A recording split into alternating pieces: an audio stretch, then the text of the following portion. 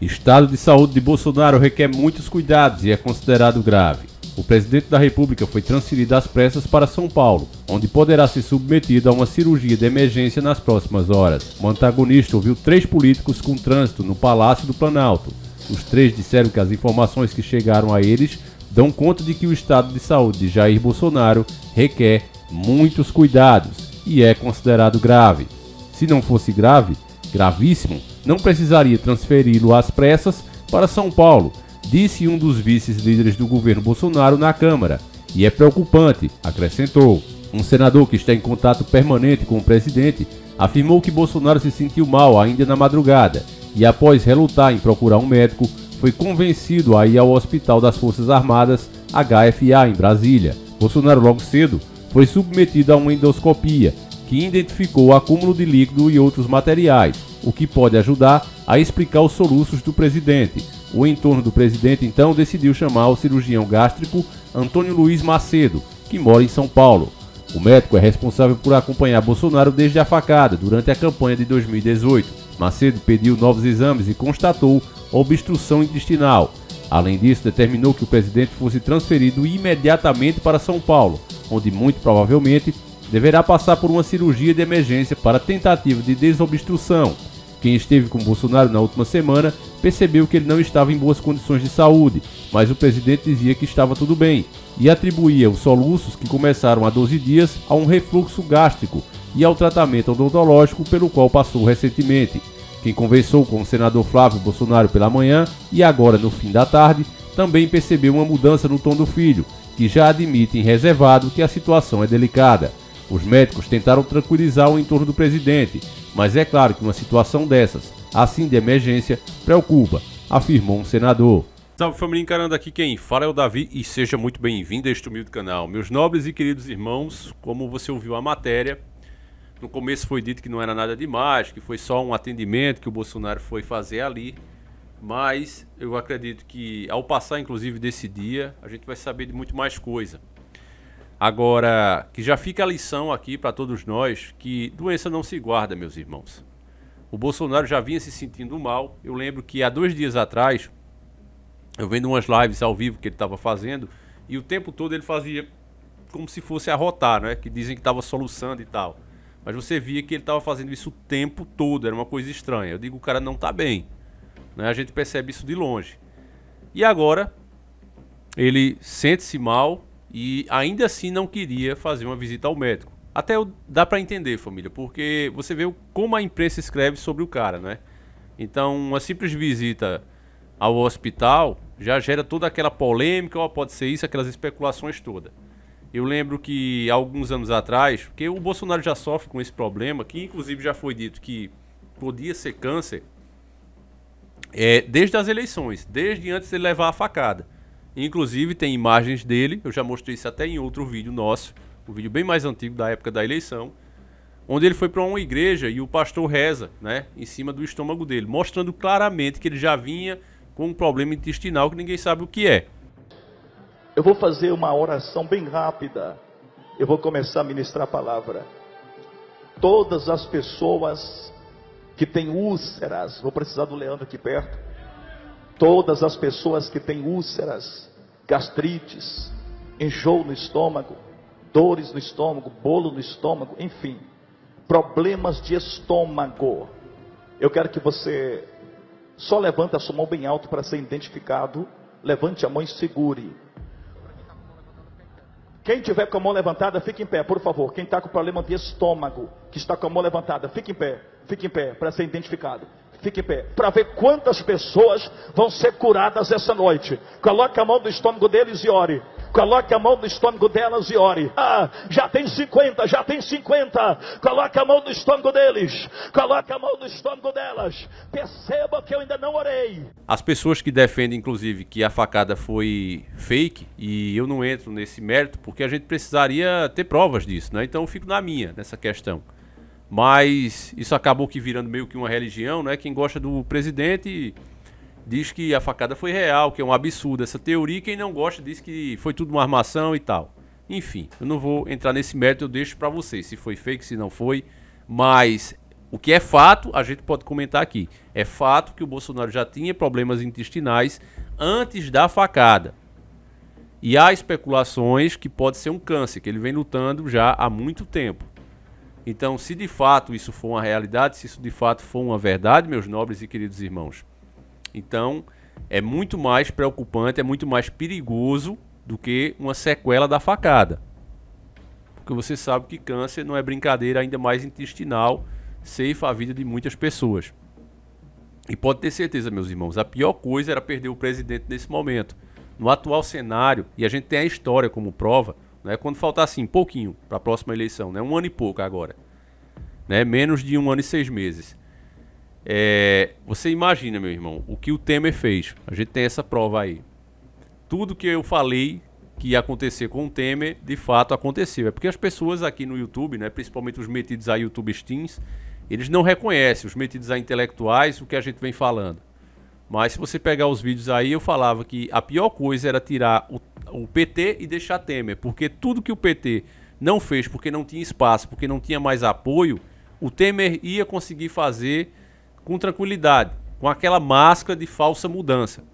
E foi exatamente tudo que a gente falou. Os caminhoneiros perceberam isso, foram para cima, as pessoas não apoiaram como deviam, acabou a greve não dando em nada. Ao contrário, a gente só fez provar para o sistema que nós seríamos capazes de pagar até R$10 no litro da gasolina para não ficar sem rodar com os nossos carros. Foi o que a população, eu digo, não eu e você, claro que nós jamais faríamos um papel desse. Quem está desperto ficou em casa, apoiou os caminhoneiros. Mas a massa, e eu digo nós porque a massa faz parte de nós, infelizmente. A decisão deles, os atos deles acaba sendo distribuído, sendo pesado e distribuído para toda a população brasileira. Quem estava, quem não estava, todos pagamos o preço.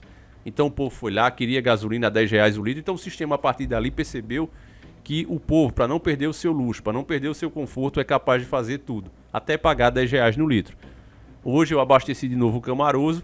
Inclusive eu vou até deixar de fazer alguns vídeos com ele, porque tá pesado, família. E o litro eu paguei a 6 e pouco, família. Mais de R$6 o litro da gasolina. Então é um absurdo onde a gente chegou. E isso começou lá no Michel Temer.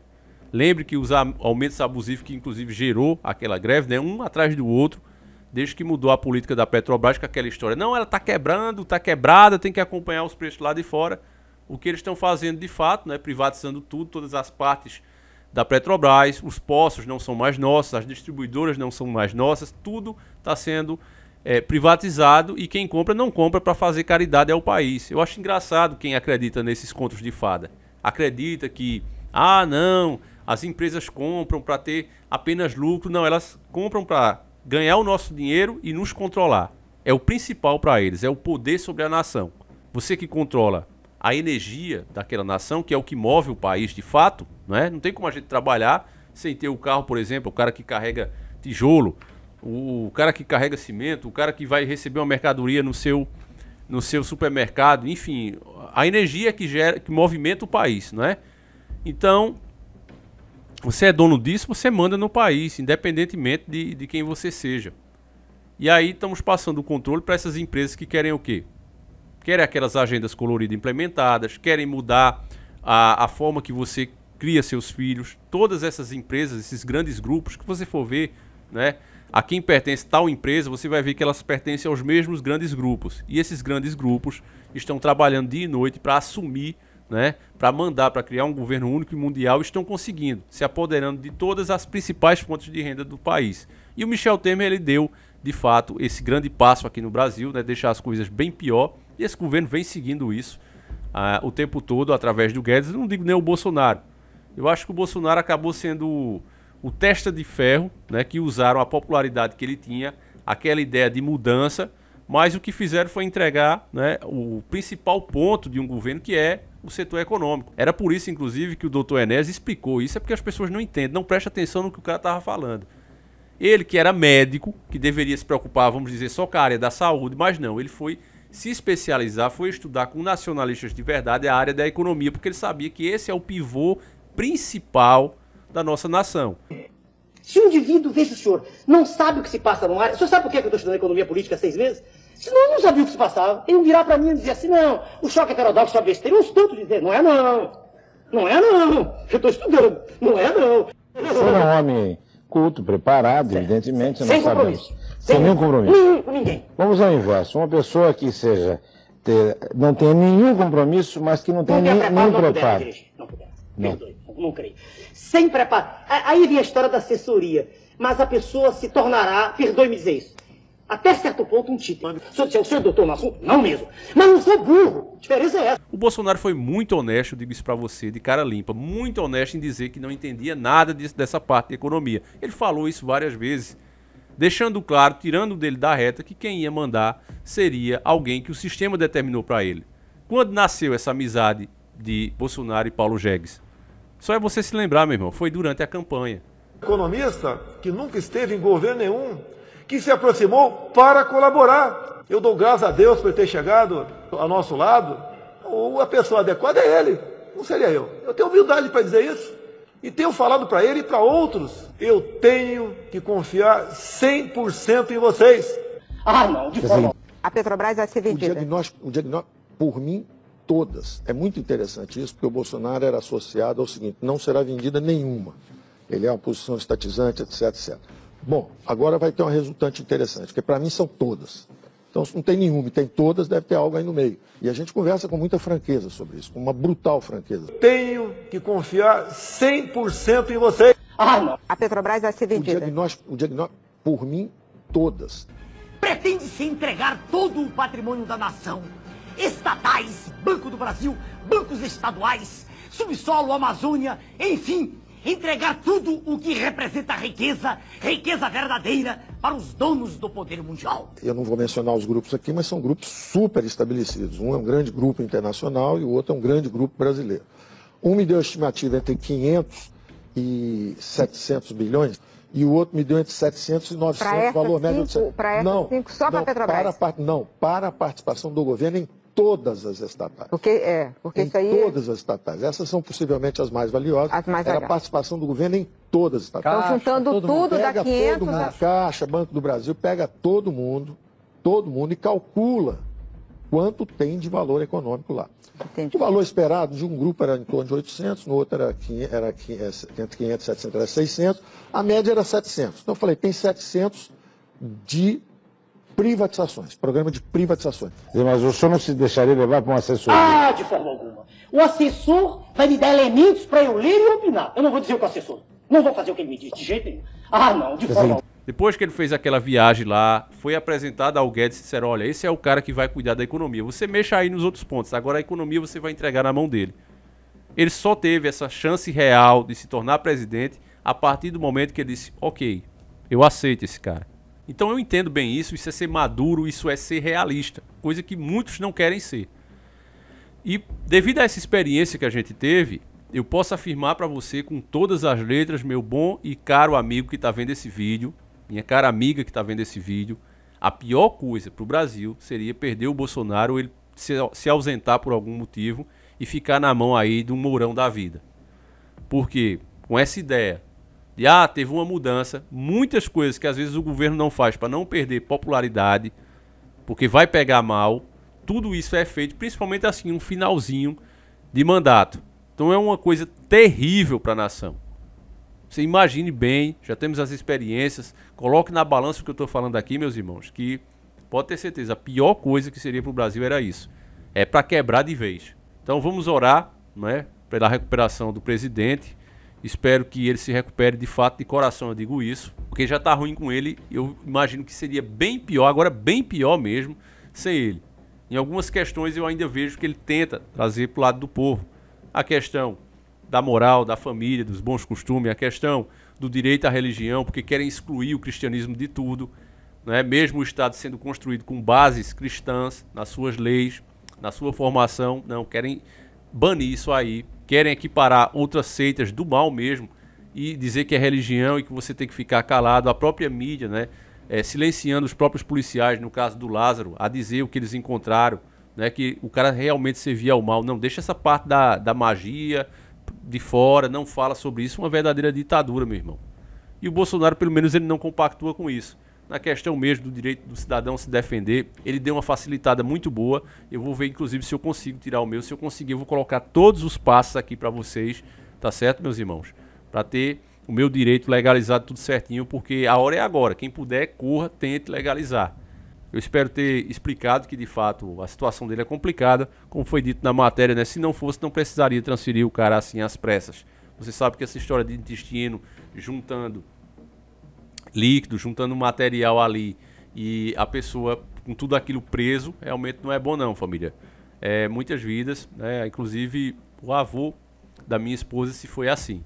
Então eu espero que você tenha compreendido a verdadeira mensagem que a gente quer passar aqui para vocês, porque não é nem apoiar, não é questão de apoiar, de não apoiar, a questão é ser realista.